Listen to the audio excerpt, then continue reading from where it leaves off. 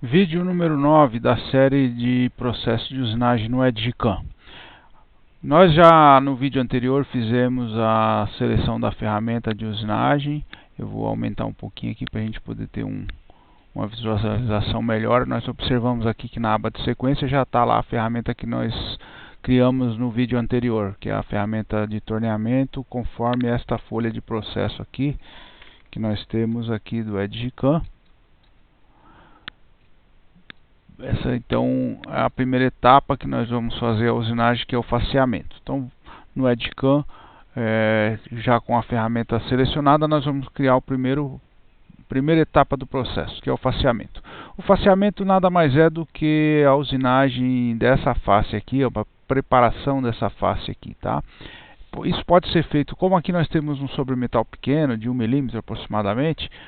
Isso pode ser feito através de uma usinagem paralela ou poderia ser até uma usinagem de acabamento.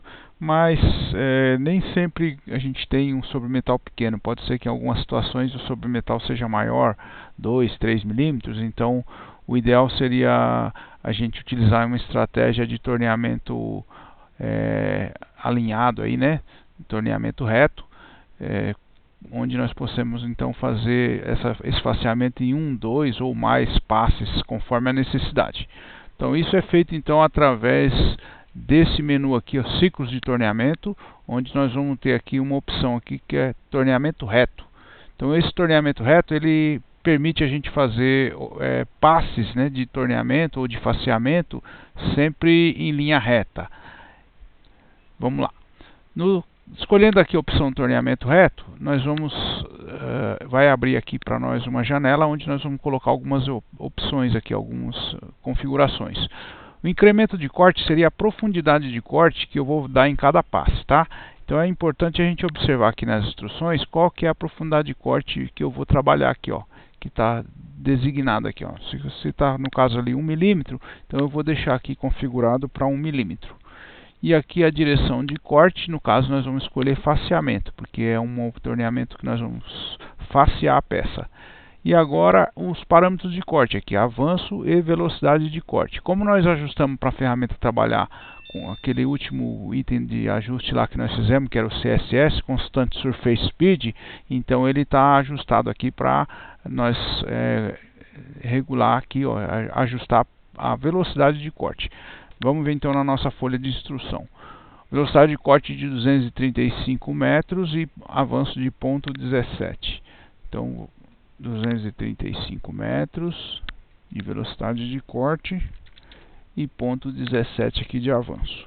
Bom, pessoal, da onde saíram esses dados de corte aí? Esses dados de corte que nós colocamos aqui, eu vou passar, eu vou fazer um outro vídeo que dá uma, digamos assim, uma maneira, né, rápida da gente determinar esses parâmetros de corte aí através de um site de um fabricante de ferramenta na internet. Na verdade, existem vários catálogos de ferramenta dos fabricantes. Na internet também tem vários fabricantes que disponibilizam, né, algumas ferramentas para que a gente possa determinar parâmetros de corte de usinagem. Todos elas, na realidade, são parâmetros de corte iniciais, né, para a gente poder montar um processo, que na verdade durante o processo de usinagem nós precisamos otimizar esses parâmetros, mas para um processo inicial nós podemos utilizar esses parâmetros determinados aí através de catálogo ou através desses programas na internet.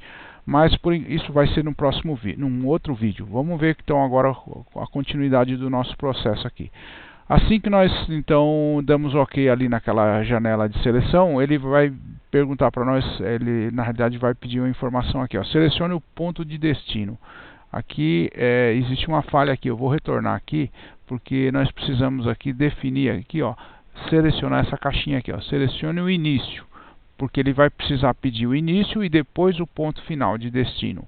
Então agora eu vou clicar, agora ele pediu o ponto inicial do ciclo. Então eu vou começar a minha usinagem aqui em cima e ele vai descer faceando até chegar próximo aqui da face, mas nós vamos deixar um sobremetal aí de 5/10 na face. Então vamos lá, posição inicial do ciclo, eu preciso começar aqui. O meu diâmetro aqui do bruto é 25 milímetros e eu tenho 1 milímetro aqui na face. Então eu vou começar aqui então com 1 milímetro positivo, que seria o meu zero está aqui nessa face acabada da peça. Deslocando aqui para a face do material bruto, nós vamos ter 1 milímetro aqui de coordenada. Então eu tenho em Z 1 milímetro e em X, se eu começar em cima do material bruto é 25, mas nós vamos por segurança começar um pouco acima. Então nós vamos jogar uns 2 milímetros no raio de folga, que vai dar 4 no diâmetro. Então somando 25 mais 4 são 29 em X. Então vamos selecionar essa coordenada aí. Eu vou clicar, vou apertar o botão X aqui do teclado e me aparece então uma janela para mim colocar minhas coordenadas. Então eu vou colocar coordenada 1 em Z e coordenada 29 em X, conforme nós calculamos. E agora essas coordenadas vão ser absolutas, então eu vou dar um OK, ele marcou então o meu ponto de início. O ponto de destino, a mesma coisa, eu vou ter que chegar aqui, ó, próximo em 0, na verdade até um pouquinho depois do 0 aqui, para poder não ficar nenhum biquinho aqui nessa face. E também na face aqui eu vou deixar em 5 décimos, porque eu não quero deixar ainda essa superfície acabada, eu vou acabar depois com uma outra ferramenta. Então nós vamos colocar aqui, apertar o X no teclado, vamos colocar aqui, ó, Z 0.5, apagar aqui que eu digitei errado, 0.5, e aqui em X nós vamos colocar aqui menos 1 milímetro, para ele passar um pouquinho do centro ali. Pronto, OK. Então ele montou aqui, ó, minha estratégia de usinagem, e no caso então a gente observa que ele deu somente um passe ali, ó. Se a gente quiser fazer a simulação para ver como é que ficou esse processo, nós podemos então aqui verificar que ele criou aqui, ó, na janela de sequência, a operação de faceamento. Então eu vou clicar com o botão direito aqui e vou selecionar simular. Então ele vai me mostrar. Como foi muito rápido, a gente observa que eu tenho aqui essa janelinha embaixo aqui, eu tenho a opção de diminuir essa velocidade, tá? Então eu vou diminuir aqui a velocidade e vou fazer o processo novamente, simular aqui. Tá, agora já deu para a gente visualizar aqui o processo de faceamento, tá? Se eu quiser fazer essa simulação manual também, eu posso puxar esse cursor aqui, ele está voltando, e eu trago aqui para o início, e vou fazer isso manualmente, arrastando o cursor. Eu vou ter então uma velocidade controlada pelo mouse da simulação, tá? Então aí eu verifico se está tudo OK, e pronto. Então está feito o nosso processo de faceamento da peça.